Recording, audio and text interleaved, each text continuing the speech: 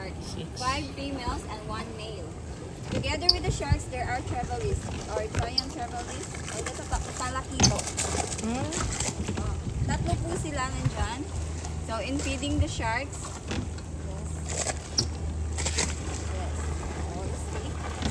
and wait for the shark.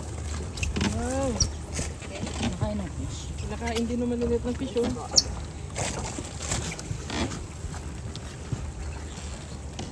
Hello, Sharky, Sharky. Santi, upo ka nga. Color of the sharks, yung male po is maliit kumpara sa female.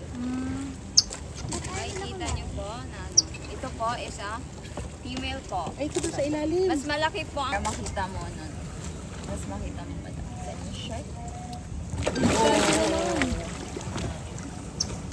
So sa kanila po, compare po sa shark, mas aggressive pa po yung yung talakito compare sa shark. Ano ba? Mas mabilis pa din po sila.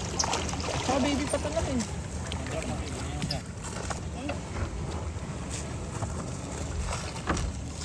Santi, tayo mo. Santi naman. Okay. Ganyan lang para. Santi, Ate. kakain yung kapatid mo, Santi. Oh!